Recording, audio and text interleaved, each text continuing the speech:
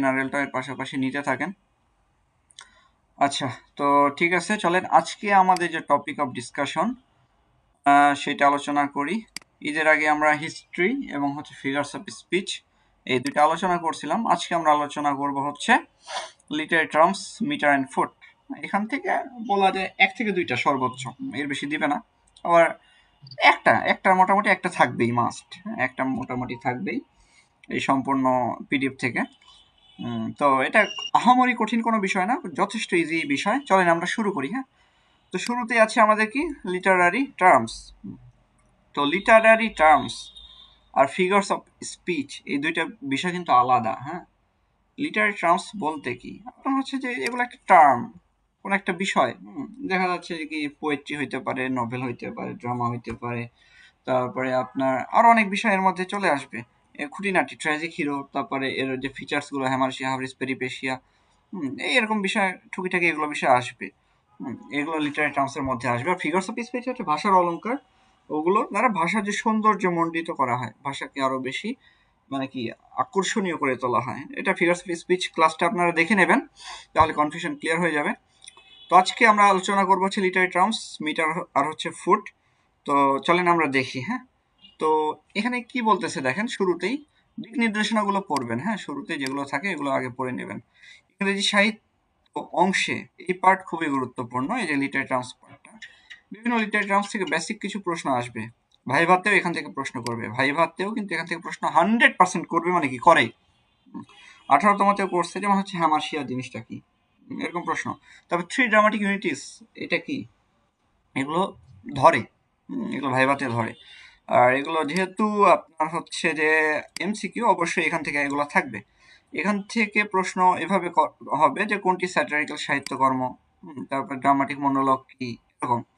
অর্থাৎ ডেফিনিশন গুলো আমাদেরকে মুখস্থ করে ফেলতে হবে। হ্যাঁ, যাতে করে ওইটা ডেফিনিশন দেওয়া থাকলে আমরা যেন সহজে আইডেন্টিফাই করতে পারি যে এটা হচ্ছে ড্রামাটিক মনোলগ, এটা হচ্ছে স্যাটায়ার, এটা হচ্ছে হ্যামারশিয়া, এটা হাবরিস, এটা পেরিপেশিয়া, এটা অ্যানাগনোরিসিস, এটা হচ্ছে ক্যাথারসিস, এরকম। এভাবে যেন আমরা আইডেন্টিফাই করে ফেলতে পারি, এই জন্য আমাদের যে ডেফিনেশনটা এক লাইনের এটা আমাদের পড়ে ফেলতে হবে।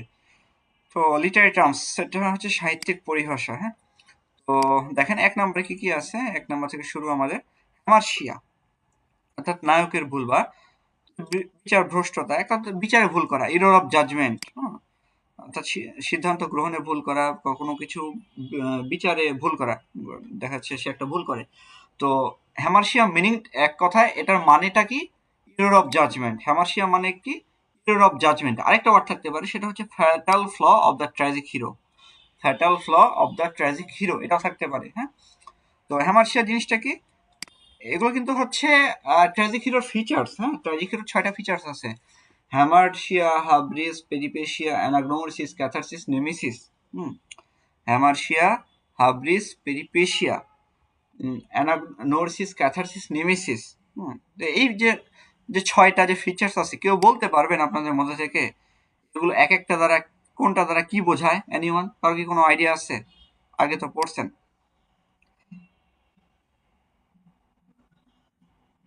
হ্যামারশিয়া মানে কি, আপনার হচ্ছে যে ফ্যাটাল ফ্ল বা এরর অফ জাজমেন্ট। হাবরিজ মানে কি, excessive pride of the tragic character, অর্থাৎ ট্র্যাজিক ক্যারেক্টার দম্ভ, অতিরিক্ত দম্ভ। তারপরে হচ্ছে হাবরিজ পেরিপেশিয়া, পেরিপেশিয়া মানে কি, রিভার্সাল অফ ফেট, ভাগ্য ভালো অবস্থান থেকে খারাপ দিকে চলে যাবে। অ্যানাগনোরিসিস, এটা হচ্ছে moment of important discovery, anagnorisis a moment of important discovery বা রিয়েলাইজেশন। সে এমন কিছু একটা আবিষ্কার করবে যেটা মনে হবে যে মাথার আকাশ ভেঙে পড়তেছে, এমন কিছু। হ্যাঁ, তারপর হচ্ছে ক্যাথারসিস। ক্যাথারসিস জিনিসটা কি, এটা হচ্ছে pity and fear from the audience for the tragic character, মানে পিটি অ্যান্ড ফেয়ার, সোজা কথা যে দয়া এবং ভয় ট্র্যাজিক ক্যারেক্টারের জন্য, কোথায় থেকে, ফ্রম দ্য অডিয়েন্স, অডিয়েন্সের পক্ষ থেকে। হ্যাঁ, আর এট লাস্ট হচ্ছে নেমেসিস। নেমেসিস মানে হচ্ছে পানিশমেন্ট, আলটিমেট পানিশমেন্ট। এই 6টা হচ্ছে ট্র্যাজিক হিরোর ফিচার্স। হ্যাঁ, আচ্ছা, এরপর আমরা দেখবো কি ট্র্যাজিক হিরো। এই যে এখানে কিন্তু লিখে দেওয়া আছে, এই দেখেন ট্র্যাজিক হিরোর মধ্যে সবকিছু কিন্তু শর্টে লিখে দেওয়া আছে। ট্র্যাজিক হিরোকে, ট্র্যাজিক হচ্ছে সেন্ট্রাল ক্যারেক্টার বা protagonist of A film, play, etcetera. বা যার হচ্ছে ট্র্যাজিক ডাউনফল হয় সেই হচ্ছে ট্র্যাজিক হিরো। এখানে এক্সাম্পলস দেওয়া আছে: হ্যামলেট, ম্যাকবেথ, কিং লিয়ার, জুলিয়াস সিজার, অথেলো, এগুলো উল্লেখযোগ্য কিছু উদাহরণ দেওয়া আছে। এখানে ফিচার্স দেখেন, ওই যে ফিচার্স যেগুলো আমি বললাম, হ্যামারশিয়া, হাবরিস, পেরিপেশিয়া, অ্যানাগনোরসিস, ক্যাথারসিস, নেমেসিস। হ্যামারশিয়া মানে কি? ট্র্যাজিক ফ্ল বা ইরর অফ জাজমেন্ট, সোজা কথা। ফ্যাটাল ফ্ল এরকম থাকতে পারে, সিমিলার ওয়ার্ড থাকতে পারে। হাবরিস মানে এক্সেসিভ প্রাইড, অতিরিক্ত দম্ভ। পেরিপেশিয়া রিভার্সাল অফ ফেট বা ফরচুন, ভাগ্যের ওই যে নির্মম পরিহাস বলে না, ভাগ্য উল্টে গেছে এমন একটা অবস্থা। অ্যানাগনোসিস মানে কি? মোমেন্ট অফ রিয়ালাইজেশন বা এ মোমেন্ট অফ ইম্পর্টেন্ট ডিসকভারি, মানে কোনো নতুন কোনো কিছু একটা সে আবিষ্কার করবে, হ্যাঁ? মানে এমন কিছু যেটা কিনা যে বললাম যে মাথায় আকাশ ভেঙে পড়বে, এমন কোনো সত্য সে উদ্ঘাটন করবে। ক্যাথারসিস মানে কি? Pity and fear. এটা কোথায় থেকে অ্যারাউজ হবে, কোথায় এর উৎপাদন হবে? অডিয়েন্সের হৃদয়, হ্যাঁ, কার জন্য? For the tragic character. Nemesis এটা হচ্ছে পানিশমেন্ট। নেমেসিস এটা একটা দেবীর নাম, পানিশমেন্টের দেবী গ্রিক মিথোলজি অনুযায়ী। গ্রিক মিথোলজি একটা ক্লাস রাখছি, বিভিন্ন স্টোরি আসে পড়াইতে গেলে। আপনাদের সম্পূর্ণ অনার্স ফার্স্ট ইয়ার থেকে মাস্টার্স পর্যন্ত এই পিডিএফটা হবে যে যে যে ক্যারেক্টার বা কোন একটা টার্ম যদি আসে, যেমন হচ্ছে apple of discord, Achilles heels, Zeus, Hera, Athena, Aphrodite, Psyche, এরকম যে বিভিন্ন নাম আসে না, তো এর উপরে এই জন্য একটা ক্লাস রাখছি যাতে করে ওই কনফিউশনগুলো আপনাদের ক্লিয়ার হয়ে যায়। হ্যাঁ, আচ্ছা।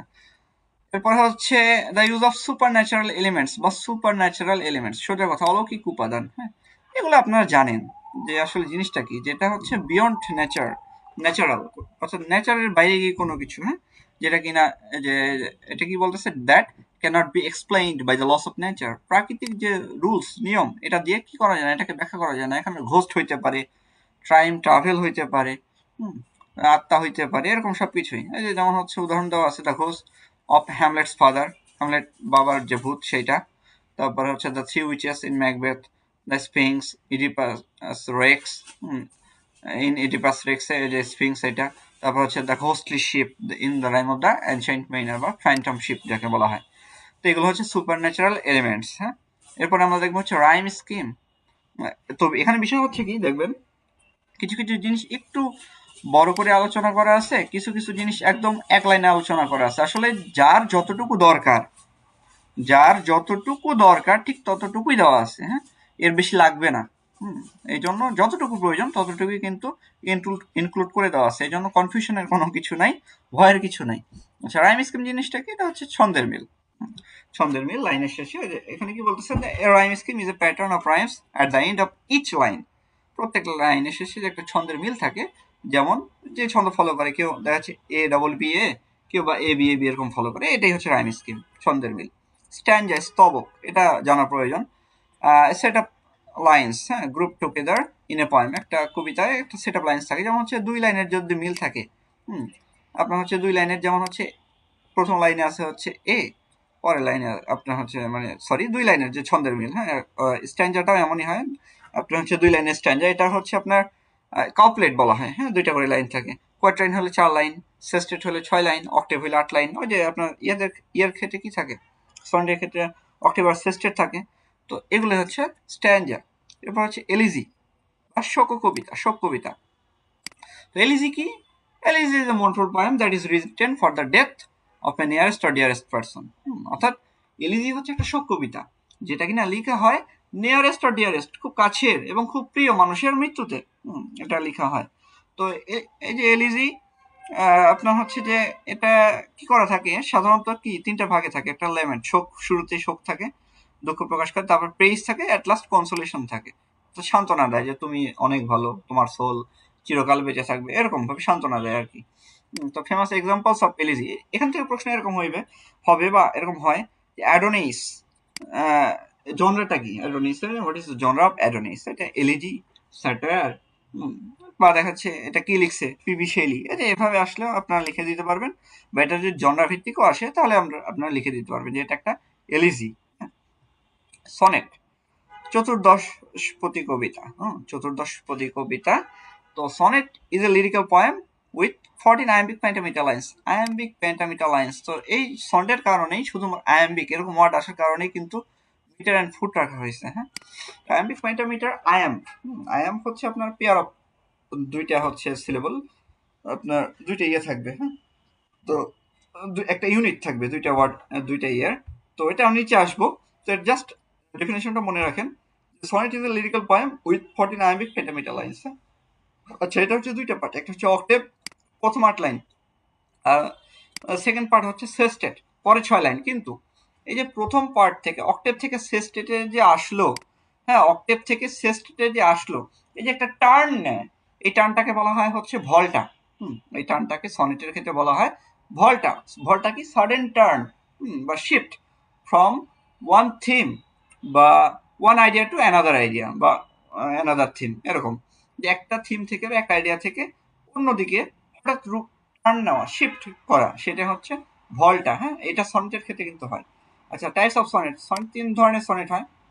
একটা হচ্ছে পেট্রিয়ার্কাল সনেট, তাকে ইতালিয়ান সনেটও বলা হয়। হ্যাঁ, ইতালিয়ান সনেটও বলা হয়। এটা দুইটা পার্ট, একটা হচ্ছে অক্টেভ আর একটা সেস্টেট। তো অক্টেভটা এমনই হয় এ ডবল বি এ, আব্বা আব্বা বলতে পারেন মনে রাখার ক্ষেত্রে। আচ্ছা, আর সেস্টেটে দুই রকমের হয়, সিডি সিডি সিডি এরকম হইতে পারে, সিডিই এরকম হইতে পারে। এছাড়া আরো বিভিন্ন ভ্যারাইটি আসতে পারে। হ্যাঁ, এরকম বিভিন্ন চেঞ্জ আসতে পারে সেস্টেটে, বাট অক্টেভটা fixed. A double B A. আচ্ছা, শেক্সপিয়ারিয়ান সনেট বা ইংলিশ সনেট এটাকে বলা হয়, কম্প্রাইজেস 3 কোয়াট্রেন্স। এটা 3টা কোয়াট্রেন্স, অর্থাৎ 4 লাইন 3টা থাকবে। আর বাকি একটা হচ্ছে কাপলেট, অর্থাৎ শেষে 2 লাইন থাকবে। তো কি কি আছে, এ বি সিডি ইএফ জি। এটা মুখস্থ করে রাখবেন। হ্যাঁ, শেক্সপিয়রের যে সনেটের যে রাইম স্কিম, এটা মুখস্থ করে ফেলবেন। কি এটা, এ বি মানে স্পেন্সারিয়ান সনেটের সাথে এটা উল্টাপাল্টা হয়ে যায়। শেক্সপিয়ারিয়ান সনেটের সাথে স্পেন্সারিয়ান সনেটের যে রাইম স্কিম, এটা উল্টাপাল্টা হয়ে যায়। এই জন্য এটা মনে রাখবেন, মুখস্থ করে ফেলবেন। এ বি সিডি ইএফ জি। আর স্পেন্সারিয়ানটা কি, এটা ওই একই রকম, 3টা হচ্ছে আপনার কোয়াট্রাইন আর হচ্ছে একটা কাপলেট। হ্যাঁ, তো দেখেন এই স্পেন্সারিয়ান সনেটের ক্ষেত্রে কি, এটা এবি বিসি সিডি ই। এটা কিন্তু আবার আলাদা। হ্যাঁ, এটা কিন্তু একটু আলাদা। তো এই এই হচ্ছে এদের রাইম স্কিম, আর এই হচ্ছে সনেট। আচ্ছা, এর পরবর্তীতে আমরা দেখবো হচ্ছে লিরিক।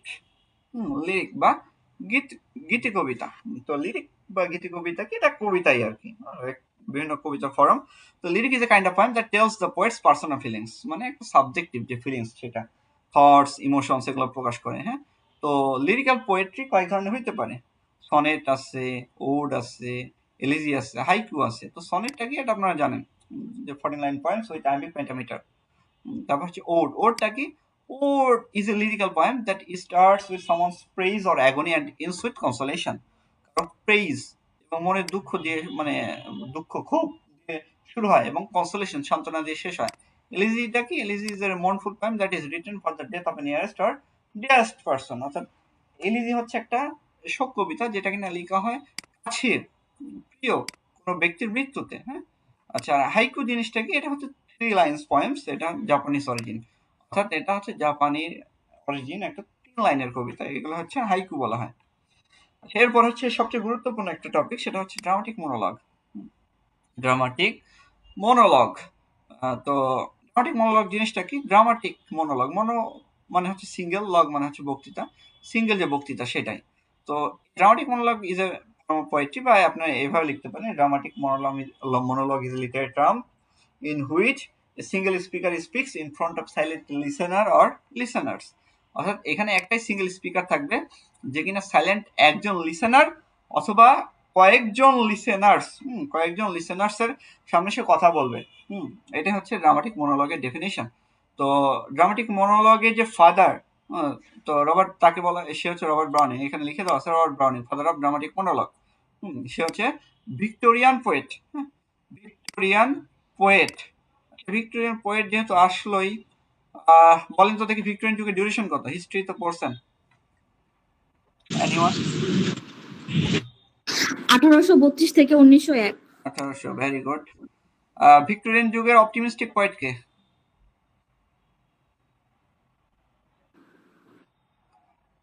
Robert Browning. ব্রাউনিং। আর পেসিমিস্টিক পোয়েট? Matthew Arnold. আর both optimistic and pessimistic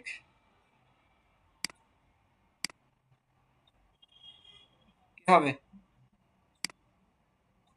Lord Alfred Tennyson. আর রিপ্রেজেন্টেটিভ পোয়েট কে ভিক্টোরিয়ান যুগের? টেনিসন। আর ভিক্টোরিয়ান যুগের ফেমাস নভেলিস্ট কে? Charles Dickens. Charles Dickens. Oh sorry, Charles Dickens. আচ্ছা, ভেরি গুড। হ্যাঁ, তো পড়তেছেন বোঝা যাচ্ছে। ঠিক আছে, ভেরি গুড। ভালো কন্ট্রিবিউশন ছিল। আচ্ছা, তো দেখেন ড্রামাটিক মনোলগের এখানে কিছু ক্যারেক্টারিস্টিক্স দেওয়া আছে। সিঙ্গেল স্পিকার থাকবে, স্পিকার বক্তা একজনই থাকবে। সাইলেন্ট লিসেনার অর্থাৎ যে শ্রোতা, এটা একজন হইতে পারে বা একজন হইতে পারে সাইলেন্ট, কিন্তু সে সাইলেন্ট থাকবে। অ্যাব্রাপ্ট বিগিনিং, হঠাৎ করে এটা শুরু হবে, হঠাৎ করে। যে ওই দেখা যায় একটা তাল গাছ, এরকম ওই যে ওই রকমই, ওই দেখা যায় তাল গাছ, ওই আমাদের এরকম না, বিষয়টা মনে হবে সামনে একজন আছে তাকে বলতেছে। হ্যাঁ, ইউজ অফ কলিকুয়াল ল্যাঙ্গুয়েজ মানে হচ্ছে কনভারসেশনাল ল্যাঙ্গুয়েজ। হ্যাঁ, মনে হবে যে কথা বলতেছে, শ্রোতা মনে হবে যে কথা বলতেছে বা শ্রোতার মনের কথা সে বুঝতে পারতেছে এমন। আচ্ছা, এর পরবর্তীতে হচ্ছে ওড। ওড, হ্যাঁ, স্তবকাব্য বা প্রশংসা গীতি যাকে বলা হয়। তো ওডটা কি? Ode is a narrative poem বা লিরিক্যাল পয়েম। ন্যারেটিভ দরকার নাই, এখানে লিরিক্যাল দিবেন। হ্যাঁ, LYRICAL, lyrical poem that addresses someone's agony, but that starts with someone's agony or praise and ends with consolation. এটাই এটাই হচ্ছে ওডের ডেফিনেশন। আচ্ছা, তো কিছু গুরুত্বপূর্ণ এক্সাম্পলস আছে। Ode to a nightingale, ode to Psyche, ode on melancholy, ode on Grecian urn by John Keats, ode to the west wind, ode to the skylark by PB Shelley. তারপর immortality ode, সেটা লিখছে হচ্ছে আমাদের famous writer William Wordsworth. আচ্ছা, ওডের কয়েকটা category আছে। পিন্ডারিক ode, পিন্ডারিক ode, তো এটা হচ্ছে পিন্ডারের অনুকরণে লেখা, একে কোরাল ওডও বলা হয়। আসলে এটা আপনার হচ্ছে যে মানে মঞ্চে গেয়ে শোনায়, তো এর ধরনের গান। হ্যাঁ, এমন একটা কিছু। তো এটা গঠনে হচ্ছে তিনটা অংশ থাকে, একটা স্ট্রপি, অ্যান্টিস্ট্রপি আর হচ্ছে ইপোড। স্ট্রপি, অ্যান্টিস্ট্রপি আর হচ্ছে ইপোড। স্ট্রপি জিনিসটা কি? স্ট্রপি জিনিসটা হচ্ছে আপনার ডান দিক থেকে বাম দিকে ঘুরবে। হ্যাঁ, মানে সিস্টেম হচ্ছে তখন তারা গান গাইবে, তারা হচ্ছে ডান দিক থেকে বাম দিকে ঘুরবে, বা এরকম সুরটা যেমন ধরবে ওই আঙ্গিকে সুরটা থাকবে, মানে এক কেন্দ্রিক ঘুরতে থাকবে। অ্যান্টিস্টপি হচ্ছে তার উল্টা, এখন হবে বাম দিক থেকে ডান দিকে ঘুরবে, গান গাবে। মানে আপনার গ্রিক যে আপনার হচ্ছে থিয়েটার, সে অনুযায়ী এখন হচ্ছে স্ট্রপির হচ্ছে উল্টা হবে, বাম দিক থেকে ডান দিকে ঘুরবে আর গান গাইবে। আর এরপরটা হচ্ছে ফিক্সড, এটার স্ট্যান্ডাটা আলাদা, এটা রাইম স্কিম আলাদা। এটা হচ্ছে ফিক্সড এক জায়গায় তারা দাঁড়িয়ে আপনার হচ্ছে মঞ্চের মধ্যে দাঁড়িয়ে থেকে গানটা গাইবে। এটাই হচ্ছে পিন্ডারিক ওড, এর ক্যাটাগরি। আচ্ছা, হরিশিয়ান ওড, এটা হচ্ছে রোমান পোয়েট হোরেস। পিন্ডার ছিল হচ্ছে গ্রিক পোয়েট, আর রোমান পোয়েট হচ্ছে হোরেস। হ্যাঁ, তো তার নাম অনুসারে এই ওড গুলোর নাম দেওয়া হয়েছে হচ্ছে হরিশিয়ান ওড। আচ্ছা, তো তার প্রতি টেস্ট হবে এটা, যে পিন্ডার এর মতো এত জটিল না, সে একটু স্বাভাবিক নিয়ে আসছে। সে অনেকটা একটা নিরিবিলি পরিবেশে গাওয়া যায়, একটা পড়ার উপযোগী, এরকম খুব সাধারণ। অত বেশি যে এই যে ডান দিক থেকে বাম দিক ঘোরা, একটা নির্দিষ্ট ফিক্সড রেগুলেশনের মধ্যে থাকা, এরকম নাই, ফিক্সড কোনো রাইম স্কিম নেই। আর ইরেগুলার ওড, এটা একে কলিয়ান ওড, এটা আব্রাহাম কাউলির হচ্ছে, সে মেটাফিজিক্যাল পোয়েট ছিল একজন, তার নাম অনুসারে এই নামকরণ করা হয়েছে। তো এটা এটা কোনো নিয়মই মানে না, সোজা কথা। কোনো রাইম স্কিম নেই, কোনো ইচ্ছা মতো নিজের ছন্দ নাই, নিজের ছন্দ রাইম স্কিম কোনো কিছুই নেই, নিজের মতো করে চলে, যেমন উইলিয়াম ওয়ার্ডসওয়ার্থ এনিমেশনস অফ ইমর্টালিটি, এগুলো। তো মূল পার্থক্যটা কি? পিন্ডারি কোডের জটিল তিনটি অংশ থাকে, ওই যে তিনটা অংশ অবশ্যই থাকতে হবে, স্ট্রফি, অ্যান্টিস্ট্রফি আর হচ্ছে ইপোর্ট। আর হচ্ছে এটার সুরটা অনেক কি হবে, রাজকীয় এবং গভীর সুর থাকবে। হরিশিয়ান ওড, এটা অনেক সহজ, সব স্তবক একই রকম হবে, ওই রকম ফিক্সড তিন রকম ওইরকম না, এটা একই রকম, এটা শান্ত এবং ব্যক্তিগত এটা সুর। আর হচ্ছে ইরেগুলার হচ্ছে স্বাধীন, কোনো ধরাবাঁধা কোনো নিয়ম নাই, আবেগময় এবং মুক্ত, টোটালি একদম টোটাল ফ্রি। এটা হচ্ছে ওডের পার্থক্য। ব্যালার্ড, গীতিকাব্য, গাথাকাব্য যাকে বলা হয়। হ্যাঁ, বাংলার গাথাকাব্যের জন্য বিখ্যাত ছিলেন কে? বাংলায় ব্যালার্ড লেখার জন্য কোন কবি? হ্যাঁ, বলেন। বাংলায় একজন কবি ছিলেন, তার নাম কি? বিহারীলাল নাকি, ভুলে গেছি। পল্লী কবি, নাম কি? জসীমউদ্দীন। এই যে নকশি কাঁথার মাঠ, সুজন বাজিয়ার ঘাট, হ্যাঁ, এগুলো হচ্ছে গাথা কাব্য। এবং তার এগুলো মনে রাখার কিন্তু একটা খুব সুন্দর সূত্র আছে, সেটা হচ্ছে মা শোনো রাধার আমার সহজ ভাষায় কথা বলে।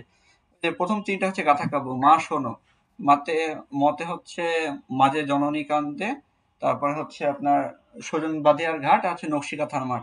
আর পরের গুলো হচ্ছে আপনার কাব্য। তো রেখ অধিকার না যায়, ওটা আমাদের আজকে টপিক না। জসিমউদ্দিন প্রচুর লিখছে গাথা কাব্য, হ্যাঁ, ব্যালাড। আচ্ছা, তো ব্যালাডটা কি? এটা হচ্ছে narrative poem that tells a story, হ্যাঁ, narrative poem that tells a story. আর ফেমাস এক্সাম্পল হচ্ছে দ্য আপনার হচ্ছে যে এই এটা rime of the ancient mariner by Samuel Taylor Coleridge, world famous ballad. এবং ব্যালাড যদি দেয় যে ব্রিফে, তাহলে এটা দিবে, এর বাইরে অন্য কিছু দিবে না। ব্যালাড দুই ধরনের, একটা হচ্ছে ফোক ব্যালাড আর একটা হচ্ছে লিটারারি ব্যালাড। ফোক ব্যালাড বা পপুলার ব্যালাড এটাকে বলা হয় প্রাচীনকাল থেকে, এটা মানুষের মুখে মুখে প্রচলিত হয়ে আসা গল্প। এর কোনো কি নির্দিষ্ট কোনো লেখক থাকে না, বা এটা অরিজিনাল মানে জানা যায় না আসলে কে লিখছে, বা একটা শিওর না, বিষয়টা হচ্ছে এমন। এরকম এই যে এগুলো কিছু উদাহরণ আছে, দ্য ওয়াইফ অফ ইউশার্স ওয়েল, এরকম স্যার প্যাট্রিক স্পেন্স, এরকম। তো লিটারারি ব্যালাড, এটা সাহিত্যিক ব্যালাড, এটা এটা পরবর্তীতে লেখক এটা জানা যায়, এবং এটা অলঙ্কৃত ভাষা ব্যবহার করে, সবকিছুই থাকে। ওয়েস্টি কলেজ, দ্য নাম, দ্য এনশিয়েন্ট মেইন, জন কিটসের লাবেলেড, ড্যামসন্স মার্সি, এগুলো। আচ্ছা, এটা পার্থক্যটা কি? ফোক ব্যালাডে রচয়িতাকে অজ্ঞাত, ভাষা সহজ এবং অমার্জিত। আর লিটারারি ব্যালাডে পরিচিত কবি, এটা পরে অরিজিন হয়েছে এটা, এবং ভাষাটা অনেক বেশি মার্জিত এবং শৈল্পিক, আর্টিস্টিক। আর স্যাটায়ার, স্যাটায়ার বা ব্যঙ্গ, বিদ্রুপাত্মক সাহিত্যকর্ম, এই জিনিসটা আসলে কি? স্যাটায়ার জিনিসটা কি? Satire is a literary attack on a person or society. একটা মানুষ অথবা সমাজে যে ফল্টস, এক্সিস্টিং যে faults, satire is written to correcting, to মানে দেম, টু এর মানে তাদের কি করে, টু কারেক্ট দেম, অর্থাৎ সোজা কথা যে তারে কারেক্ট করে, সমাজের যে এক্সিস্টিং ফলস এগুলো তুলে ধরে। কিসের মাধ্যমে? ইউজিং হিউমার, আইরনিক, রিডিকুলস, এগুলোর মাধ্যমে। বিখ্যাত স্যাটারিক্যাল ওয়ার্ক কোনগুলো? এই যে গালিভার ট্রাভেলসের জনসন সুইটের গালিভার ট্রাভেলস, ভলটেয়ারের ক্যান্ডিড, তারপরে animal farm, George Orwell, Robinson Crusoe, Daniel Defoe, এগুলো সবই হচ্ছে বিখ্যাত স্যাটারিক্যাল ওয়ার্ক। পোয়েট্রি, পোয়েট্রি জিনিসটা কি? এটা হচ্ছে আর্টফুল এক্সপ্রেশন অফ ইমোশনস, সোজা কথা এটুকুই যথেষ্ট। Poetry is the artful expression of emotions. হ্যাঁ, এছাড়া এক্সট্রা লিখতে চাইলে যে idea and experiences through carefully crafted language, rhythm and imagery, এগুলো দরকার নেই, এগুলো দরকার নেই, জাস্ট আছে এই জন্য দেওয়া। ড্রামা, ড্রামাটা একটু দরকার পার্থক্যটা বোঝার জন্য। Drama in literature refers to a form of narrative intended for perform typically on stage by actors, অর্থাৎ স্টেজে অ্যাক্টরসরা তারা পারফর্ম করবে, এই জন্য মূলত ড্রামাগুলো লেখা হয়। আর ড্রামা স্টেজে মঞ্চায়িত হইলে তাকে প্লে বলা হয়, অর্থাৎ সকল প্লে ড্রামা, কিন্তু সকল ড্রামা প্লে না। যতক্ষণ না পর্যন্ত ড্রামাগুলো মঞ্চায়িত করা না হচ্ছে, ততক্ষণ পর্যন্ত তাদেরকে আমরা প্লে বলতে পারি না। আচ্ছা, টাইপস, এটা 3 প্রকারের, ট্র্যাজেডি, কমেডি আর হচ্ছে ট্র্যাজি কমেডি। ট্র্যাজেডিটা কি? Serious play with a sad ending, serious play with a sad ending, Hamlet, Macbeth, King Lear, এগুলো সবই হচ্ছে ট্র্যাজেডি। আচ্ছা, কমেডি, কমেডি কি? A funny or light hearted play with a happy ending, with a happy ending, অর্থাৎ এটা এন্ডিংটা অবশ্যই happy হবে। হ্যাঁ, as you like it, a midsummer night's dream, measure for measure, এগুলো সবই হচ্ছে কি? Comedy. Measure for measure dark comedy এটাকে বলা হয়। আচ্ছা, ট্র্যাজি কমেডি, ট্র্যাজি কমেডি কি? এটা হচ্ছে ট্র্যাজিক এবং কমিক যে এলিমেন্টস, দুইটার মিক্সিং হবে এখানে, হ্যাঁ, এবং এর ফলে তৈরি হবে কি? Tragi comedy. হ্যাঁ, তো এগুলোর উদাহরণ হচ্ছে এগুলো, যে the merchant of Venice, measure for measure, also well that ends well. আচ্ছা, এর পরবর্তীতে নোভেল বা উপন্যাস, এটার সাথে আমরা সবাই পরিচিত। এটা হচ্ছে একটা কি? ফিকশনাল ন্যারেটিভ, সোজা কথা একটা লং ফিকশনাল ন্যারেটিভ, সেটা হচ্ছে নোভেল। তো typically involves characters, plot, setting and themes, এগুলো। তবে আমাদের মূল জায়গা হচ্ছে এটাই। তো নোভেলটা কি? লং ফর্ম ফিকশনাল ন্যারেটিভ, যে ফিকশনাল গল্প বা কথা সাহিত্য, এগুলো অনেক লম্বা হবে এমন। টাইপস অফ নভেলস, নভেলস কয় প্রকারের আছে? হিস্টোরিক্যাল নভেল বিভিন্ন আছে, এগুলো দরকার নেই, আমরা জাস্ট কয়েকটা উদাহরণ মনে রাখবো। হ্যাঁ, কয়েকটা উদাহরণ মনে রাখবো, যেমন হচ্ছে ওয়ার অ্যান্ড পিস, তারপর লিও টলস্টয়, এগুলো কিন্তু আসছে ব্রিফে, যদি আপনার সিলেবাসে থাকলে আসবে, না হলে দরকার নেই। Pride and Prejudice, Jane Austen, Jane Eyre, Charlotte Bronte, তারপর হচ্ছে Brave New World, Aldous Huxley, এগুলো সবই হচ্ছে নোভেল। আর ইউলিসিস, এটা হচ্ছে জেমস জয়েসের নোভেল। আর ইউলিসিস যে কবিতা, ওইটা কিন্তু টেনিসনের কবিতা। আর ইউলিসিস নোভেলটা লিখছে হচ্ছে জেমস জয়েস, কিসের উপরে ভিত্তি করে? আপনার হচ্ছে যে এটা কি বলে, stream of consciousness, stream of consciousness এর উপরে ভিত্তি করে।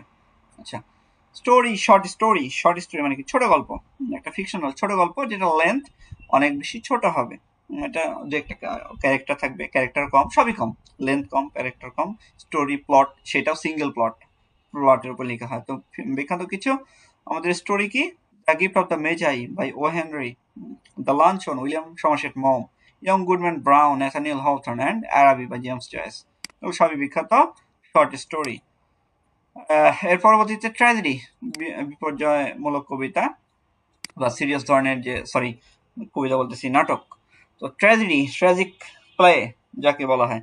তো ট্র্যাজেডি হচ্ছে কি serious play with sad ending, এটা হচ্ছে সাধারণ ডেফিনেশন। আর অ্যারিস্টটল তার পোয়েটিক্সে বলছে একটা ডেফিনেশন দিচ্ছে, লম্বা ডেফিনেশন, এগুলো দরকার নাই, তবে ভাইভাতে হঠাৎ হঠাৎ দু একজনকে ধরে, তার বেশি ধরে না। যে ট্র্যাজেডিতে অ্যারিস্টটলের পোয়েটিক্সে যে ডেফিনেশন আছে ট্র্যাজেডির, এটা বলো, তবে এটা ধরে না, হঠাৎ মানে কালে ভদ্রে একজনকে ধরে, হতভাগা যারা তারা। যাই হোক, মুখস্থ করে রাখতে ভালো, না হলে দরকার নেই, এটা খুবই যে ইম্পর্টেন্ট তা না। আচ্ছা, এর পরবর্তীতে আমরা কিছু এক্সাম্পলস দেখি। সফোক্লেসের Oedipus Rex, Hamlet, William Shakespeare, death of salesman, Arthur Miller, এগুলো সবই হচ্ছে ট্র্যাজেডি। আচ্ছা, ট্র্যাজেডির ক্ষেত্রে 6টা এলিমেন্টস থাকে, গুরুত্বপূর্ণ 6টা এলিমেন্টস। হ্যাঁ, কি কি? প্লট হচ্ছে অ্যারেঞ্জমেন্ট অফ ইনসিডেন্টস। হ্যাঁ, অর্থাৎ কিছু ইনসিডেন্টস একসাথে থাকবে, সেটা হচ্ছে প্লট। ক্যারেক্টার্স মানে কি চরিত্র, যারা এখানে অভিনয় করে তারাই চরিত্র। ডিকশন হচ্ছে language, selection of language in the play, সোজা কথা। থট মানে হচ্ছে আপনার থিমস, সোজা কথা, আইডিয়া বা থিমস, যে কোন আইডিয়া বা থিমসের উপর লেখা সেইটা। স্পেকটাকল মানে হচ্ছে আপনার অভিনয় করে দেখাইতে হবে, অবশ্যই থিয়েট্রিক্যাল পারফরমেন্স থাকতে হবে, সেটা হচ্ছে স্পেকটাকল। আর হচ্ছে সং বা মিউজিক মানে কি, মানে একটা মিউজিক থাকাই লাগবে, সং থাকা লাগবে, তাছাড়া তো দর্শক মানে বোর হয়ে যাবে। হ্যাঁ, এই জন্য সং থাকা লাগবে। তো এই 6টা এলিমেন্টস হচ্ছে গুরুত্বপূর্ণ এলিমেন্টস হচ্ছে ট্র্যাজেডির। হ্যাঁ, এটা পোয়েটিক্স অ্যারিস্টটল বলছে এপিক, মহাকাব্য। এবং এটাই কিন্তু মানে শুরুতেই ওল্ড ইংলিশ লিটারেচারেও কিন্তু সর্বপ্রথম আমরা এপিকই পাই। হ্যাঁ, আমাদের এই যে প্রত্যেকটা যে ধর্মগ্রন্থগুলো, এগুলো কিন্তু এপিক ফর্মেই কিন্তু লিখা। এপিক ফর্মেই কিন্তু লিখা, কারণ রাইম স্কিমটা আপনি পাবেন। এই যে আপনার রামায়ণ, রামায়ণ, মহাভারত, হ্যাঁ, তারপরে হচ্ছে আপনার হচ্ছে যে আরো সব আছে, আমাদের যে কোরআন, তারপর বেদের যে 4টা অংশ আছে, অথর্ববেদ, চতুর্যবেদ, ঋগ্বেদ, সামবেদ, এগুলো সবই কিন্তু আপনার যে ছন্দের মিল আছে, এবং এটা অনেক লম্বা কাহিনী বলে বিভিন্ন ইয়ার। তো এপিকে বিষয়টা হচ্ছে অনেক লম্বা হবে। হ্যাঁ, এরকম অনেক লম্বা হবে, এটা মহাকাব্য, এবং এটা সর্বপ্রথম oldest form of literature, genre of literature. এটা ওল্ড ইংলিশ পিরিয়ডে ছিল। বিয়লফ, the winder, the সিফারার, the husbands message, the wife's lament, ওগুলো সবই কিন্তু এপিকের আন্ডারই পড়ে।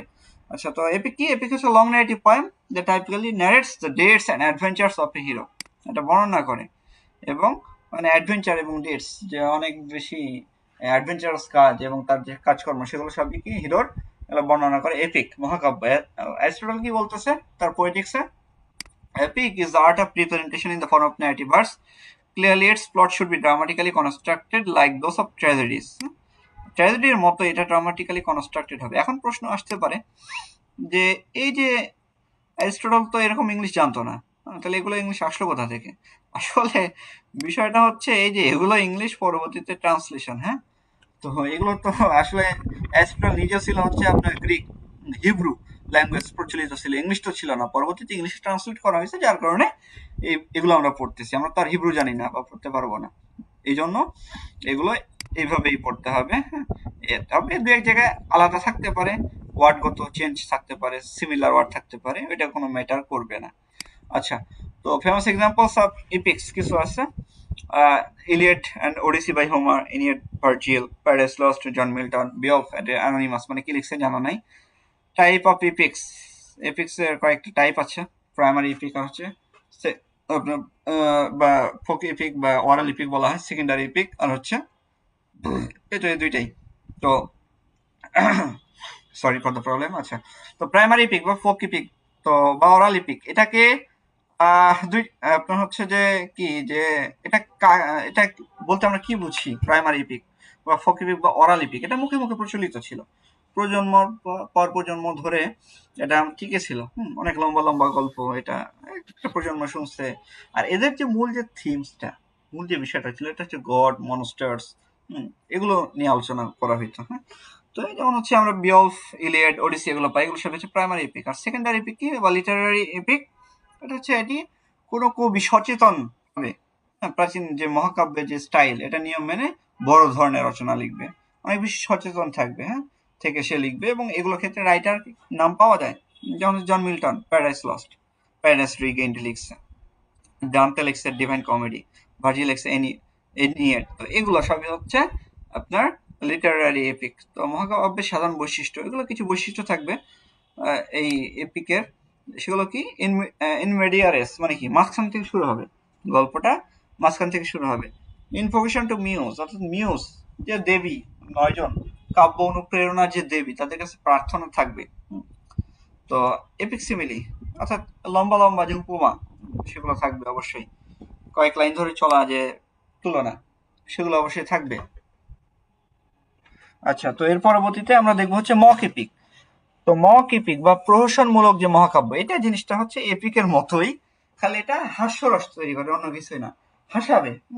এবং এই হাসার ছলেই আমাদেরকে শিক্ষা দেবে যে এই জিনিসটা করা আসলে ঠিক না, এটা এমন। বা দেখা যাচ্ছে অনেক বেশি আমাদের একদার একটা লেসন থাকবে, মোরাল লেসন থাকবে, সোজা কথা। যেমন হচ্ছে the rape of the lock, Alexander পোপের, ডন জুয়ান, লর্ড বাইরনের, the battle of books, Jonathan সুইফটের, এগুলো সবই হচ্ছে বিখ্যাত কিছু মক এপিক। 3 ইউনিটিস, এটা গুরুত্বপূর্ণ একটা টপিক। 3 dramatic unities. হ্যাঁ, তো 3টা অ্যারিস্টটলের পয়েটিক্স অনুযায়ী এই মানে এটা কি, unity of time, place and action. Unity of time মানে কি, ইউনিটি অফ টাইম মানে কি 24 ঘন্টার মধ্যে ঘটতে হবে এই ঘটনাটা, হোক সেটা ট্র্যাজেডি বা কমেডি, 24 ঘন্টার মধ্যে এটা শেষ করতে হবে। হ্যাঁ, একটা ড্রামা। ইউনিটি অফ প্লেস মানে কি, একটি স্থানে চলবে, অন্য কোনো স্থান যাওয়া যাবে না, যদিও বা থাকে ওই স্থানগুলোর গুরুত্ব খুব একটা থাকবে না। এটা হচ্ছে ইউনিটি অফ প্লেস। আর ইউনিটি অফ অ্যাকশন মানে কি, একটি মাত্র মূল কাহিনী থাকবে, আলাদা যে সাবপ্লট থাকা, আলাদা যে কাহিনী এটা থাকবে, ওই রকম থাকবে না। হ্যাঁ, কিন্তু প্লটটাই সিঙ্গেল স্টোরি লাইনে যাবে, কিন্তু অনেক বেশি জটিল হবে, কিন্তু এটাই কি, একটি মাত্র মূল যে কাহিনী এটাই থাকবে। এখানে একটু এদিকে একটু ইয়ে করা হয়, সেটা হচ্ছে যে যদিও বা একটু সাবপ্লট থাকে, মডার্ন রাইটাররা সাবপ্লট দেয়, বা গ্রিক ইয়ে অনুযায়ী, ট্র্যাজেডি অনুযায়ী, অ্যারিস্টটলের পয়েটিক্স অনুযায়ী আলাদা সাবপ্লট থাকা যাবে না, সিঙ্গেল একটা স্টোরি থাকবে, কিন্তু এটা অবশ্যই অনেক ট্র্যাজিক হইতে হবে। হ্যাঁ, তো ট্র্যাজেডি বা কমেডি বা প্লে, সোজা কথা, আমাদের যে 3 ড্রামাটিক ইউনিটিস, এই 3টা কিন্তু গুরুত্বপূর্ণ। হ্যাঁ, unity of time, unity of place and unity of action, এটা মনে রাখবেন অবশ্যই। ফ্যাবেল বা নীতি কথা বা পশু পাখির গল্প, সোজা কথা। তো ফেবেলটা কি, একটা short story that gives a moral lesson. এবং এখানে কি করা হয়, মোরাল লেসনটা দেওয়া হয় কাদেরকে ব্যবহার করে, অ্যানিমেলস, অবজেক্টস, ক্যারেক্টার্স, এদেরকে ব্যবহার করে। কিছু কিছু আছে ফেবল, আসব ফেবল, দ্য পঞ্চতন্ত্র, এগুলো সবই হচ্ছে ফেবল। ইন্টারলুড, মাঝখানে বিশ্রাম নেওয়া, সোজা কথা, নাটকের মাঝখানে বিশ্রাম নেওয়া, সেটা হচ্ছে ইন্টারলুড। হ্যাঁ, তো বিষয়টা হচ্ছে এমন, কোনো একটা আপনি গল্প পড়তেছেন, একটা না পড়েই যাচ্ছেন, কোনো রসকস নাই, তাহলে রসায়ন হয়ে যাবে, হ্যাঁ, অনেক মানে কঠিন হয়ে যাবে। কিন্তু ওই সময় কি করে, ইন্টারলুড, যে একটা পজ, একটা যে ব্রেক, দেখা যাচ্ছে একটা গানে চলে গেল, ওই গানটাকে বলা হবে তখন ইন্টারলুড। দেখা যাচ্ছে ওই স্টোরি বলার মধ্যেই অন্য একটা স্টোরিতে চলে গেল, অন্য যে একটা স্টোরিতে যে গেল, ওইটা হবে ইন্টারলুড। এতে করে কি হয়, সাডেন একটা শিফট হয়।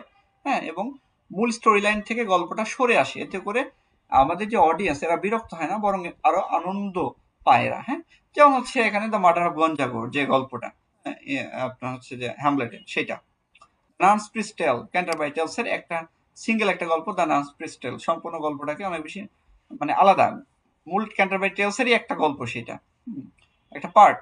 আবার হচ্ছে the a game of chess, এটা হচ্ছে টিএস ইলিয়টের ওয়েস্টল্যান্ডের একটা পার্ট, 5টা পার্টের মধ্যে এটা একটা। হ্যাঁ, তো এগুলোই হচ্ছে ইন্টারলুড। সলিলোকুই, খুব গুরুত্বপূর্ণ একটা বিষয় সলিলোকুই।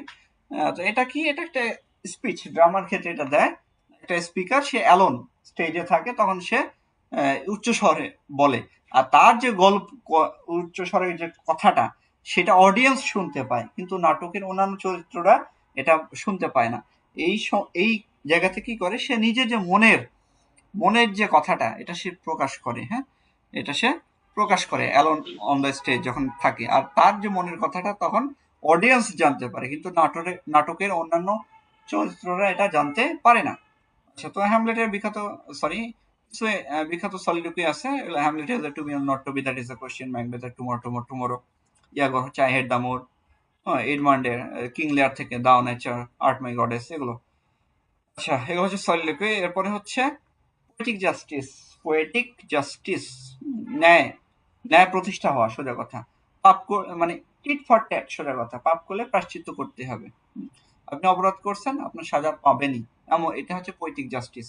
অর্থাৎ কেউ কোনো একটা চরিত্র নাটকে কি করছে, বা ট্র্যাজেডিতে বা কমেডিতে সে খারাপ কাজ করছে, সে কি করবে? সে অবশ্যই শাস্তি পাবে। কেউ ভালো কাজ করছে, সে অবশ্যই রিওয়ার্ডেড, পুরস্কৃত পাবে। এটাই হচ্ছে পোয়েটিক জাস্টিস। হ্যাঁ, এগুলো দেখা যায় দ্য মার্চেন্ট অফ ভেনিসে দেখা যায়, হ্যামলেটে দেখা যায়।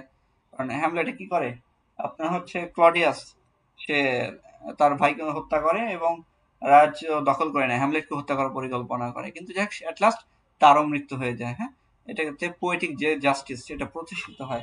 চার্লস ডিকেন্সের a tale of two cities এখানে প্রতিষ্ঠিত হয়। কারণ কারণ হচ্ছে যে যারা শুরুতেই শোষিত হচ্ছিল, তারাই পরবর্তীতে শাসন করতে শুরু করে। বাস্টিল ফোর্টের পতন হয়। নাথানিয়েল হawthorne দ্য স্কারলেট লেটার এ, এটাতে পোয়েটিক জাস্টিস প্রতিষ্ঠিত হয়। লিটার অ্যান্ড ফুড, এর পরের টপিক। আচ্ছা, আমরা যে লিটারি টার্মস পড়লাম, এটা কি ক্লিয়ার হয়েছে বিষয়গুলো? আমি ক্লাস শেষে জাস্ট যেগুলো বেশি গুরুত্বপূর্ণ ওগুলোতে জাস্ট একটু করে 3 স্টার দিয়ে দিব, দিয়ে আপনাদের পিডিএফটা আমি দিয়ে দিব। তো বলেন, লিটারি টার্মস গুলো কি ক্লিয়ার হয়েছে? তাহলে ওকে স্যার। আচ্ছা, ঠিক আছে, তাহলে আমরা তাহলে পরের টপিকে যাই। হ্যাঁ, পরের টপিক খুব ছোট টপিক, কিন্তু খুব গুরুত্বপূর্ণ। এখান থেকে 1 মার্ক থাকা একটু উদাহরণ কি বলেন জাহাঙ্গীর হোসেন। পোয়েটিক জাস্টিসটা এটা বাক্য দিয়ে বুঝালে ভালো হয় আর কি স্যার। আচ্ছা, পোয়েটিক জাস্টিস এটা বাক্য দিয়ে বলতে একবার বলেন প্লিজ। আচ্ছা, পোয়েটিক জাস্টিস জিনিসটা আমি আচ্ছা, আমি আরেকবার ক্লিয়ার করি এই জিনিসটা। পোয়েটিক জাস্টিস এখানে কি বলতেছে, আগে ডেফিনিশনটা দেখেন। Poetic justice refers to the idea, এটা এমন একটা আইডিয়া বা ধারণা, that good characters R rewarded, বা ভার্চু আর রিওয়ার্ডেড, সোজা কথা। ভালো ক্যারেক্টাররা পুরস্কৃত হয় ফর দেয়ার ভার্চুয়াস অ্যাকশন, তাদের ভালো কাজের জন্য। And bad characters are punished for their wrong doings, এবং খারাপ ক্যারেক্টারগুলো কি শাস্তি পায় তাদের কি খারাপ কাজের জন্য। তো বর্তমানে কি হইতো, বর্তমান ড্রামাগুলোর ক্ষেত্রে দেখা যায় কি শেষে গিয়ে সবাইকে ক্ষমা করে দিচ্ছে, হ্যাঁ, অনেক ভালো হয়ে গেছে। কিন্তু না, পোয়েটিক জাস্টিসের জিনিসটা হচ্ছে ভালোরা পুরস্কৃত হবে, বা তারা কি হবে, ভালো অবস্থানে যাবে, আর খারাপেরা কি তারা শাস্তি পাবে। এটাই হচ্ছে পোয়েটিক জাস্টিস। হ্যাঁ, তো এই যে হ্যামলেটে যেমন উদাহরণ দিলাম না, যে ক্লডিয়াস সে কি করে, সে নিজের যে পোয়েটিক জাস্টিস এটা তার সাথে কিন্তু প্রতিষ্ঠিত হয়েছে। হ্যাঁ, তার কিন্তু শাস্তি সে কিন্তু পাইছে, সে কিন্তু মারা যায়। সে তার যত অপকর্ম এট লাস্ট সবকিছু মাথায় নিয়ে কিন্তু সে কিন্তু মারা যায়। আচ্ছা, এর পরবর্তীতে আমরা যদি আরো ইয়ের দিকে তাকাই, জুলিয়াস সিজার, সেখানে যে ভিলেন ছিল আপনার হচ্ছে যে সেও কিন্তু কি হয়, যে ব্রুটাস, যদিও সে তাকে প্রোটাগনিস্ট করা হয়, এছাড়া আরো ছিল ক্যাসিয়াস সম্ভবত, যাক ভুলে গেছি নামটা। সেও কিন্তু কি হয়, শেষে তাকে কিন্তু পানিশড হয়ে যায়, তাকে কিন্তু হত্যা করা হয়। মানে হত্যা করা বলতে তাকে ধরে নিয়ে যাওয়া হয় শাস্তি দেওয়ার জন্য, অর্থাৎ সে খারাপ কাজ করছে, তাকে কি শাস্তি দেওয়াই হবে এমন। তারপরে আমাদের অথেলোতে কি হয়, ইয়াগো খারাপ কাজ করছে, তাকে কিন্তু ধরে নিয়ে যাওয়া হয়। হ্যাঁ, ও দেখ ক্যাসিয়াসকে হত্যা করা হয় জুলিয়াস সিজারে, আর ইয়াগোকে ধরে নিয়ে যাওয়া হয় শেষে, তাকে শাস্তি দেওয়া হবে অথেলোতে। তো এই যে খারাপ কাজ করছে, আর সাপোজ সমাজে কেউ খারাপ কাজ করছে, হ্যাঁ, যেমন হচ্ছে একটা খুব সুন্দর একটা উদাহরণ দিই। আমাদের ফ্যাসিজম 17 বছর ধরে চলছে, তাই না? তো দেখেন, ওই যে বলে না যে আল্লাহ তাআলা কি যে ছাড় দেয় কিন্তু ছেড়ে দেয় না। হ্যাঁ, মানুষের পাপ করলে কি পাপের ফল তাকে ভোগ করতেই হবে। দেখেন 17 বছর সে কি অজেয়, প্রত্যেকটা মানে গ্রামে গ্রামে চেয়ার আপনার হচ্ছে যে সভাপতি সেক্রেটারি, আর 2 দিন পর হইলে ফ্যামিলি তৈরি হয়ে যেত। হ্যাঁ, সভাপতি সেক্রেটারি এমন একটা পরিস্থিতি চলে গেছিল। সেই পরিস্থিতি থেকে কেউ কি কল্পনা করছিল এটার পতন হবে? ইটস সিম্পলি ইমপ্রেসিভ, মানে অকল্পনীয়। কিন্তু সেইটা কিন্তু হয়ে গেছে। মানে কি, পাপ করছে, খারাপ কাজ করছে, তার কিন্তু কি পোয়েটিক জাস্টিস সে কিন্তু পেয়ে গেছে। এই হচ্ছে বিষয়। আচ্ছা, এই যে তারপরে ধরেন এই যে ইসরায়েল এত কিছু যে করতেছে, আপনার কি মনে হয় ওদের পতন হবে না? কোনো কোনো সাম্রাজ্যই 100 বছরের বেশি, আর ইহুদিরা ওরা তো হচ্ছে আপনার অভিশাপপ্রাপ্ত। ওরা 100 বছরের বেশি কোনো জায়গাতেই টিকতে পারে নাই। বারবার তারা হলিল্যান্ড থেকে বিতাড়িত হয়েছে। ওই যে আপনার হচ্ছে যে ইয়া থেকে, টাইগ্রিস থেকে ইউফ্রেটিস মধ্যবর্তী যে আপনার যে জায়গাটা, এটাকে বলা হয় হলিল্যান্ড।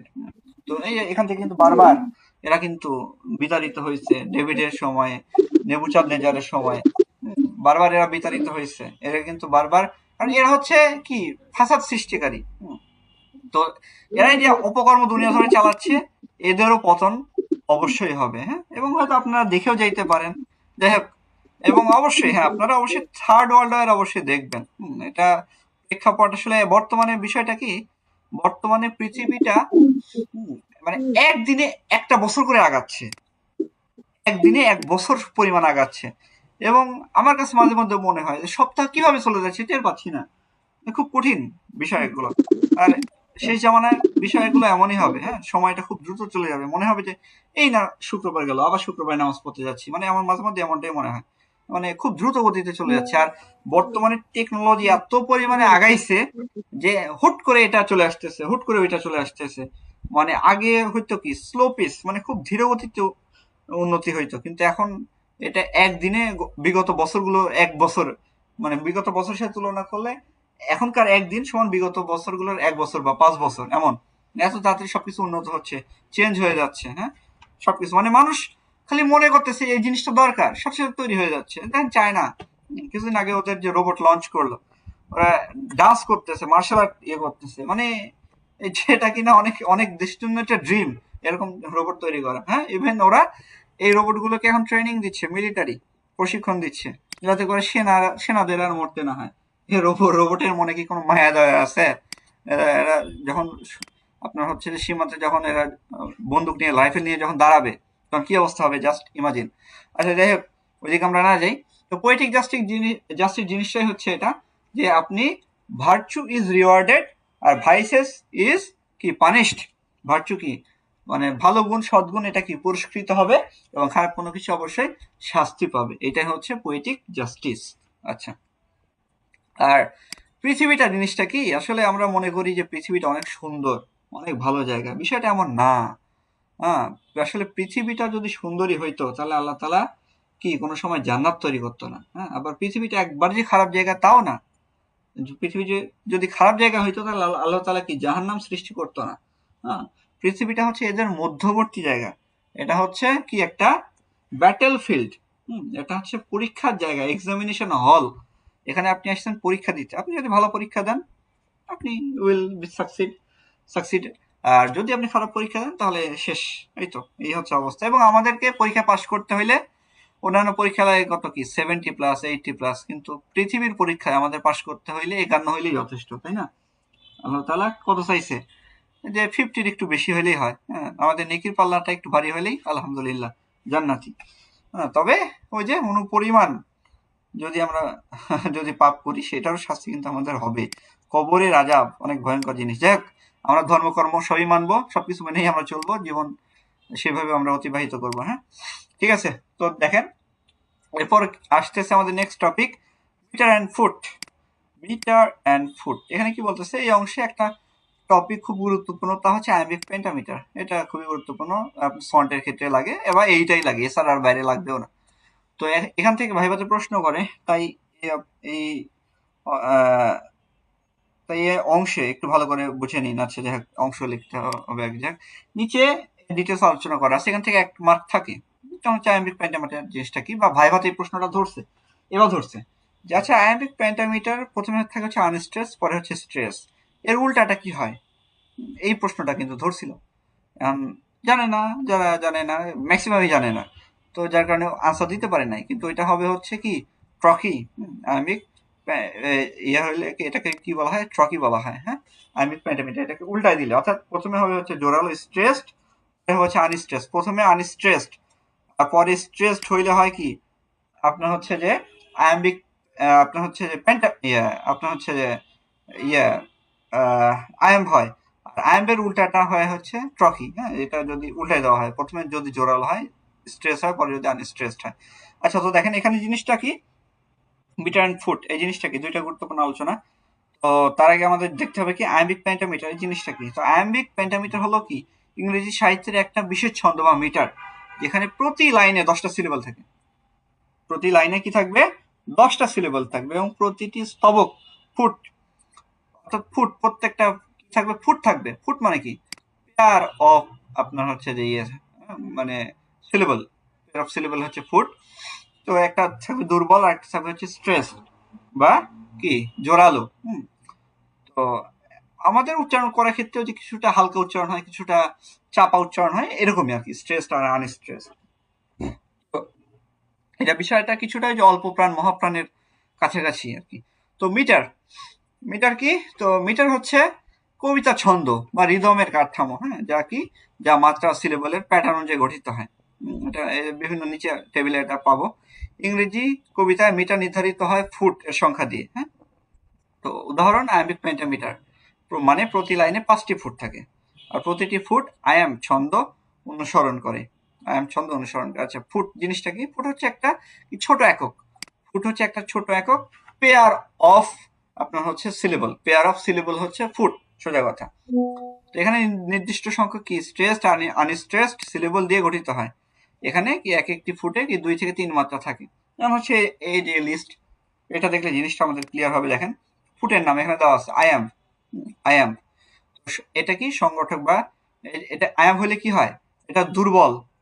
প্রথমে দুর্বল থাকে আনস্ট্রেসড, পরে কি জোরাল হয়। এই যে ডিলাইট, ডিলাইট, লাইট, এলটাকে অনেক ভারী হচ্ছে, আর বিলাই, বিলিভ, তো বিটা ছোট হয় কিন্তু এলটা অনেক বেশি ভারী হয়। তো এরকমই। তো প্রথমে দুর্বল পরে জোরালো। তারপর ট্রকি, ট্রকি হচ্ছে উল্টা, আয়ামের উল্টা, প্রথমে হবে জোরালো পরে দুর্বল। হচ্ছে tiger, tiger, tiger, tiger, lovely, lovely, প্রথমে আপনার কি একটু প্রেশার পাবে বেশি, পরে দুর্বল হবে। অ্যানাপেস্ট, এখানে কি হবে, এখানে আপনার হচ্ছে 3টা থাকবে। হ্যাঁ, প্রথমে হচ্ছে দুর্বল, তারপর দুর্বল, তারপর জোরালো। আর ড্যাকটিল, এটা কি হবে, প্রথমে আপনার হচ্ছে জোরালো, পরের 2টা হচ্ছে দুর্বল, দুর্বল। হ্যাঁ, এটা উল্টা, অ্যানাপেস্টের উল্টা হচ্ছে ড্যাকটিল। আর শেষে হচ্ছে স্পন্ডি, এটা হচ্ছে দুইটাই জোরালো, স্পন্ডি। হ্যাঁ, দুইটাই ভারী হবে, দুইটাই জোরালো হবে।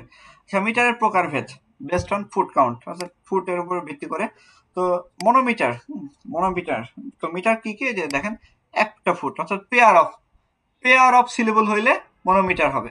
আর 2টা পেয়ার থাকলে, টু পেয়ার অফ সিলেবল হইলে, এটা 2টা ফুট থাকলে কি হবে আপনার ডায়ামিটার। তারপর হচ্ছে 3টা ফুট থাকলে কি হবে, 3টা পেয়ার অফ সিলেবল। হ্যাঁ, এটা হলে কি আপনার ট্রাইমিটার।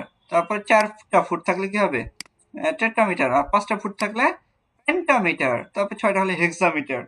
তারপরে কি 7 ফুট হলে হেপ্টামিটার, আর 8 ফুট হলে অক্টামিটার। ব্যাস, এইটুকু, এই কটাই যথেষ্ট। হ্যাঁ, এগুলোই। তো আয়াম্বিক পেন্টামিটারটা আমাদের অবশ্যই মনে রাখা লাগবে। হ্যাঁ, আয়াম্বিক পেন্টামিটার এই জন্য আবার রিপিট করা হয়েছে এখানে।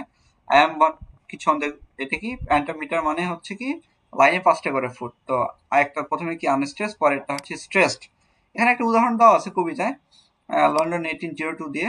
তো Milton, thou should just be living at this hour. দেখেন প্রথমে এটা হালকা, এই যে মিল্টন, প্রথমে হালকা, পরেরটা জোর আসতেছে। Thou shouldst be living at this hour। হ্যাঁ, তো এইভাবে ভেঙে ভেঙে কিন্তু এই কবিতাটা, সম্পূর্ণ কবিতাটাই আলোচনা করা আছে। তো এই ছিল হচ্ছে আপনাদের টোটাল পিডিএফ আর কি, আজকে আলোচনার topic metre, foot, literary terms. তো বলেন কনসেপশন কি ক্লিয়ার হয়েছে টোটাল? জি স্যার। আরিফুজ্জামান, ঠিক আছে, থ্যাংক ইউ। কারো কোনো প্রশ্ন কোনো টপিকে? মিটার এন্ড ফুডের সমস্যা ছিল স্যার, ভালোই বুঝছি। আচ্ছা, তবে স্যার আজকে পিডিএফটা দিলে মনে হয় ভালো হ্যাঁ, হয়। আমি এই যে ক্লাস শেষে জাস্ট একটু 3 স্টার গুলো দাগায় দিয়েই আমি পিডিএফটা দিয়ে দিচ্ছি। মোটামুটি 10 মিনিটের মধ্যে পিডিএফটা পেয়ে যাবেন ইনশাল্লাহ, আর সমস্যা হবে না। তো ঠিক আছে, স্যার একটা প্রশ্ন ছিল। হ্যাঁ বলেন। স্যার এই যে কবিতাটা একটু স্ট্রেস আনস্ট্রেস যদি 2-3টি সেন্টেন্স আপনি বলে দিতেন তাহলে একটু আরো ভালো এই যে হতো। এখানে আসলে দেওয়াই আছে, হ্যাঁ আপনারা একবার, এখানে পড়ানোর কিছু নাই, এবং ভেঙেও দেওয়া আছে। মিল কি হালকা করে উচ্চারণ হয়েছে, টন এখানে কিন্তু ভারী হচ্ছে। এখানে কিন্তু আপনার ওইভাবেই ভেঙে ভেঙে ভেঙে ভেঙে এই অনুযায়ী কিন্তু দেওয়া আছে। আপনার কি বলে এটাকে, স্ক্যানিংও কিন্তু দেওয়া আছে, হ্যাঁ এই যে এখানে এইভাবে, যার জন্য এটা আসলে পড়ার কিছু নাই এখানে, হ্যাঁ। আর এগুলো আপনাদের লাগবেও না, আপনাদের এখান থেকে মিটার অ্যান্ড ফুট থেকে জাস্ট একটা জিনিসই লাগবে, সেটা হচ্ছে আইমিক পেন্টামিটার, আপাতত রিটেনের জন্য, মানে প্রিলির জন্য আর কি, হ্যাঁ এটা মনে রাখেন তাহলেই হবে। আর এখানে এই যে দেখেন না, টোটাল স্ট্যান্ডা করে দেওয়া আছে, আলাদা করে আসলে ভেঙে দেখানোর কিছু নাই। ইংল্যান্ডটা আসলো কিভাবে, হ্যাঁ এখানে দুইটা সিলেবাল আছে, একটা হচ্ছে ইং আর একটা ল্যান্ড, হ্যাঁ এখানে ইংটা কি হালকা, ল্যান্ডটা হচ্ছে ভারী। তারপরে হ্যাথ, এটা হচ্ছে হালকা। নেটটা ভারী, হ্যাঁ এই জন্য এই যে এখানে হালকা, অল্প অল্প, তারপর এখানে কি হইলো, এখানে জোরালো হইলো। এখানে অফ হালকা, দি এটা কিন্তু ভারী, এমন হইলো। শি ইজ, শি হালকা, ইজ অনেক ভারী হইলো, হ্যাঁ এ হালকা, ফেন এটা, এই যে সিলেবল অনুযায়ী সব সব প্রত্যেকটা লাইনে কিন্তু আমরা কি পাবো, 10টা করে সিলেবল পাবো, হ্যাঁ। এই যে পেয়ার অফ সিলেবল, সেটাকে কি বলা হয়, ফুট বলা হয়। আর ফুট অনুযায়ী সেটা মিটারের নাম হয়, যদি একটা থাকে সেটাকে আমরা মনোমিটার বলবো। দুইটা যখন, যেমন হচ্ছে এইট লাইনটাই, এটাকে আমরা কি বলবো, এটা হচ্ছে মনোমিটার। যখন দুইটা চলে আসলো তখন আমাদের কি হয়ে যাচ্ছে, এটা এই যে ডায়ামিটার। তারপর যখন তিনটা নিয়ে নিলাম তখন ট্রাইমিটার, তারপরে ফোরটা হয়ে গেলে কি হবে, এটা হচ্ছে টেট্রামিটার। আর পাঁচটাই যখন পুরোপুরি হয়ে যাবে তখন হয়ে গেল কি, পেন্টামিটার। এই হচ্ছে বিষয়, এটা আলাদা করে বলার কিছু নাই, এখানে জাস্ট একবার দেখে নিতে হবে আপনাদের, তাহলে আর কোনো কনফিউশন হবে না ইনশাল্লাহ। ঠিক আছে, আর কারো কোনো প্রশ্ন? আমার একটা প্রশ্ন ছিল। হ্যাঁ একটু ভলিউমটা বাড়ায় দিয়ে বলেন, হ্যাঁ। স্যার, ওই যে জেনারেল বিষয়গুলো পরীক্ষা দেওয়ার জন্য যে বলছিলেন একটা রুটিন করে দেবেন। জেনারেলের পরীক্ষা, ও আচ্ছা আচ্ছা আচ্ছা, হ্যাঁ হ্যাঁ ওইটা নিয়ে আপনাদের রুটিন, আসলে এখনো পর্যন্ত আমাদের অফিসটা খোলে নাই, 26শে মার্চের পরে খুলবে, হইলে ওটা করে দেওয়া হবে, সমস্যা নেই, ঠিক আছে। আপনারা ইজিলি ফ্রিতে পরীক্ষা দিতে পারবেন, হ্যাঁ একদম ইজিলি আমাদের ওয়েবসাইট থেকে। সাবজেক্টিভের তো ক্লাস হচ্ছে, পাশাপাশি ওইটা ফ্রিতে পরীক্ষা দিতে পারবেন যে কোনো বিষয়ে, বা যে কোনো কিছু আপনারা বিভিন্ন, আপনারা আমাদের ইলেক্স এমসিকিউ ওয়েবসাইটে প্রচুর এমসিকিউ পাবেন, অনেক তথ্য আছে, অনেক বিষয়গুলো আবার নিজেরাও অ্যারেঞ্জ করে পরীক্ষা দিতে পারবেন। আবার লাইভ এক্সামও হবে, সেগুলো রুটিন দেওয়া হবে, রুটিন দিয়ে ইনশাল্লাহ দেওয়া হবে, এবং রুটিন দিলে আপনাদের গ্রুপে আগে দিয়ে দেওয়া হবে, সমস্যা নেই। আচ্ছা, আর কারো কোনো প্রশ্ন? আমার প্রশ্ন ছিল স্যার। হ্যাঁ বলেন। স্যার আমি আজকে প্রথম স্যার আপনার কোর্সে। হ্যাঁ, আমার নাম শ্যামল রায়। আচ্ছা বাসা হচ্ছে আমার রংপুর বিভাগের নীলফামারী জেলা স্যার। আচ্ছা, অনেক দূরে, হ্যাঁ বলেন। স্যার আমি ডিসেম্বর থেকে ফলো করে আসতেছি, এই কোর্সে কিন্তু আমি ভর্তি হতে চাইছিলাম আগে, কিন্তু জাস্ট টাকার কারণে ভর্তি হতে পারিনি, কিন্তু ঈদের এই অফারের কারণে স্যার আমি ভর্তি হয়ে গেছি স্যার। আচ্ছা আচ্ছা আচ্ছা, স্যার অ্যাডমিশন সেই নিতে ক্ষেত্রে হবে না স্যার, আচ্ছা ঠিক আছে, সমস্যা নেই, কন্টিনিউ করেন। আচ্ছা অ্যাডমিশন নিতে হবে না, এবার আপনাদের সম্ভবত ফ্রিতেই দিবে, আমি জানাই দেবো, সমস্যা স্যার, নেই, হ্যাঁ বলেন। স্যার যদিও তোমার বই আমি এই যে 19তম নিবন্ধনের বই রিটার্ন বইটা আপনার নিছি স্যার আমি, হুম এবং 50% পড়ছিও স্যার, কিন্তু দুর্ভাগ্যবশত স্যার এই প্রিলি হওয়ার কারণে একটু খুব সমস্যার মধ্যে পড়ে গেছি। জি, এখন দেখা যাক তবে সার্কুলারে কি আসে। জি স্যার তবে আপনার সার্কুলারে কি নতুন করে আরো বই আসবে আপনাদের এখান থেকে? হ্যাঁ, সার্কুলার দিলে তো আমাদের বই বের হবে, আপনার হচ্ছে যে এমসিকিউ ভিত্তিক বই বের হবে, এটা গুছিয়ে একটা বই পাবেন, সমস্যা নেই। এটা সার্কুলার হইলে গা পিডিএফ দিলে আপনারা, সরি মানে সিলেবাসটা দিলে আপনাদের বইটা বের হবে। বই কি স্যার এই PDF গুলো দেওয়া থাকবে, এরকম করে সাজানো থাকবে? হ্যাঁ গোছানো, এর থেকে বেশি ইনফো থাকবে, সমস্যা নেই। যা যা লাগে আপনাদের, যেই পিডিএফটা আমি দিচ্ছি, এরপরে কি মনে কি হচ্ছে যে এই জিনিসটা বাদ থাকতেছে বা এমন, তো রেয়ার, খুব কম, কিন্তু জি স্যার। মনে হবে যে জি স্যার। একদম গোছানো থাকতেছে সবকিছু। হুম। এর বাইরেও অনেক জিনিস আসছে, বইয়ে ওই সবকিছু ইনক্লুড করে দেওয়া হবে। হ্যাঁ বলেন। আমি 19তম নিবন্ধনের বইটা নিছিলাম স্যার, বুঝছেন? নেওয়ার পর পরে দেখতেছি এই বইটা কেন আগে পাইনি আমি। জি এরকম মনে হচ্ছে এত গুছানো বই তৈরি করছেন স্যার। জি 19তম রিটেন ভালো। থাকলে তো আসলে কোনো কথাই ছিল না। রিটেন থাকলে এবার যতজন লেকচারার বের হইতো আপনাদের এই গ্রুপ থেকে বের করতাম সবগুলা। যে 300 হয়েছে 300 এখান থেকে বের করতাম, কিন্তু আসলে কপাল খারাপ, রিটেনটা তুলে দিছে। স্যার একটা রিকোয়েস্ট রাখবো স্যার, হ্যাঁ বলেন। যে বই করবেন বইয়ে স্যার এই যে 49 যে বিসিএস মানে বিসিএসটা হলো স্যার, বিশেষটা হুম। কোশ্চেনটা একটু অ্যাড করে দিবেন স্যার। বিসিএস এর প্রশ্ন বিষয়টা হচ্ছে ওগুলো ফাইল তো আমাদের কাছে আছেই, কিন্তু সিলেবাস অনুযায়ী দিতে হবে। হ্যাঁ, এক্সট্রা যেগুলো লাগে না সেগুলো তো দরকার নেই, সিলেবাসের বাইরে তো যাওয়া যাবে না। এখন ধরেন প্রচুর পড়া তো, যদি যেগুলো আপনার দরকার, যে টপিক থেকে দরকার সেগুলো অবশ্যই থাকবে। আর ওভারঅল আপনার এই পর্যন্ত যত বিসিএস এ প্রশ্ন আসছে এই পর্যন্ত, এটা সিলেবাসের মধ্যে থাকুক বা না থাকুক, লিটারেচার প্রত্যেকটাই থাকবে, আপনার বইয়ের শুরুতেই থাকবে এটা। বইয়ের শুরুতেই এটা থাকবে। আপনার হচ্ছে যে মানে এখনো পর্যন্ত 10তম থেকে 49-50তম বিসিএস পর্যন্ত যত প্রিলির যত প্রশ্ন আসছে এমসিকিউ লিটারেচার পার্ট থেকে সবই থাকবে, সমস্যা নেই। আচ্ছা ঠিক আছে, সবাই ভালো আসসালামু থাকবেন। আলাইকুম স্যার। ওয়ালাইকুম আসসালাম। এমদাদ হক, কি ভালো আছেন স্যার? এই তো আলহামদুলিল্লাহ, ভালো আছেন? স্যার ঝড়ে সব ভাঙা চুরা নিয়ে যাচ্ছে চাঁদপুর। ঝড় ক্লাসে খুব হচ্ছে। পরে ঢুকলাম আর কি। আল্লাহ। স্যার ওই যে যেটা বলছিলেন হ্যাঁ। ওই বিসিএস এর ইয়েগুলো দিলে স্যার ব্যাখ্যা সহ দিয়েন, তাহলে আর একটু ভালো হবে আর কি। হ্যাঁ ব্যাখ্যা সহায় থাকবে, সমস্যা নেই। ব্যাখ্যা সহায় প্রত্যেকটা টপিকই দেখেন আপনাদের পিডিএফ প্রত্যেকটাই এখন ব্যাখ্যা সহায় থাকবে, ব্যাখ্যার বাইরে কিছু যাবে না। এই যে সবকিছুই ব্যাখ্যা সহায় আছে। হ্যাঁ, যত এমসিকিউ থাকবে সবকিছু ব্যাখ্যা সহায় থাকবে, ব্যাখ্যার বাইরে কোনো কিছু যাবে না, যাতে ঠিক সমস্যা না আছে হয়। স্যার, আসসালামু আলাইকুম। ওয়ালাইকুম তবে আসসালাম। স্যার এনটিআরসি এর যেই সিলেবাস অনুযায়ী আপনি বই করবেন সেই অনুযায়ী করিয়েন, যেগুলো বিসিএস এর প্রয়োজন নাই সেগুলা অযথা তথ্য না দিলে ভালো হয় না স্যার। না, যেগুলো দরকার নেই সেগুলো তো রাখার প্রয়োজন নেই, ওইটা আপনাদের টেনশন করা লাগবে না।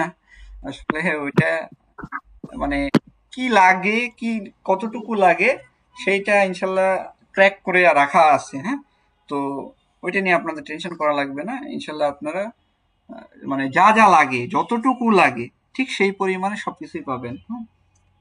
ঠিক আছে। হ্যাঁ বলেন। এর জন্য কি জি জি, আরেকবার রিপিট প্লিজ। এবার কোন বই আপনার কথা আসলে বোঝা যাচ্ছে না। বলছি ভাইবার জন্য অন্য কোনো বই না যথেষ্ট? ভাইভার জন্য এই বই যথেষ্ট কিনা? আচ্ছা, না ভাইভার জন্য এই বই যথেষ্ট, কিন্তু এর পাশাপাশি আরো কিছু বিষয় ইনক্লুড করতে হবে, কারণ ভাইভা তো আপনি এটা তো ফিক্সড সিলেবাস। হ্যাঁ, আর ভাইভাতে হয় কি আপনার হচ্ছে যে স্কুলের প্রশ্ন ধরে, হ্যাঁ আউটসাইড অনেক প্রশ্ন ধরে, এই জন্য আলাদা বই লাগে। এই বইটা অনেক ক্যাপচার করবে অনেক, তবে আপনার হচ্ছে তখন যখন ভাইভাতে যাবেন তখন অনার্স ফার্স্ট ইয়ার থেকে মাস্টার্স পর্যন্ত পিক করা লাগবে। হ্যাঁ, গতবারে ভাইভা ওদেরকে ওইভাবেই করানো হয়েছে, একদম কমপ্লিট টোটাল 20টা পিডিএফ দেওয়া হয়েছে। তো এতে করে কমপ্লিট করে দেওয়া হয়েছে, তাদের আর সমস্যা হয় নাই। তো ভাইভা ওটা পরে দেখা যাবে, আপনার আগে রিটেনটা প্রিলিটা টিকেন ইনশাল্লাহ, তারপরে ওইটা নিয়ে টেনশন করা লাগবে না, দেখা যাক। কোশ্চেন ছিল জি বলেন। আমাদের স্কুল পর্যায়ের সিলেবাসটা কিরকম হতে পারে, আর আমাদের স্কুল পর্যায়ের জন্য কি কোনো বই বের করবেন কিনা? হ্যাঁ, স্কুল পর্যায়ে সিলেবাস দিলেই বই বের হবে। আসলে ওখানে তো গ্রামাটিক্যাল মার্ক ছিল, গতবার ছিল মাত্র 20 মার্ক গ্রামার, বাকিটা ছিল ইংলিশ রাইটিং স্কিলস থেকে। তো বিষয় হচ্ছে যে আবার হচ্ছে লিটারেচার থেকে ছিল। তো এবার কতটা পিক করবে বা কত মার্কস পিক করবে এটা সিলেবাস না দিলে আসলে এটা ইন্ডিকেশন পাওয়া যাচ্ছে না। আর সিলেবাসটা দিলে বই আর 100% বের হবে ইনশাল্লাহ, টেনশন নাই। এটা পরে আগে সিলেবাসটা দিক, সবকিছু হচ্ছে সিলেবাসের উপর ডিপেন্ড করতেছে। হ্যাঁ, সিলেবাসটা দিবে তারপরে ইনশাল্লাহ পেয়ে যাবেন, সমস্যা হবে না। ধন্যবাদ। ঠিক আছে, আজকে তাহলে এ পর্যন্তই রাখি। ইনশাল্লাহ আবার নেক্সট ক্লাসে আপনাদের সাথে দেখা হচ্ছে। সবাই পিডিএফটা পড়েন, আমি 10 মিনিটের মধ্যে পিডিএফটা দিয়ে দিচ্ছি, 3 স্টার গুলো জাস্ট দিয়ে দিব, তাহলে শেষ। ঠিক আছে, সবাই ভালো থাকবেন, দেখা হচ্ছে নেক্সট ক্লাসে। আসসালামু আলাইকুম, আল্লাহ হাফেজ। ওকে স্যার, ওয়ালাইকুম সালাম।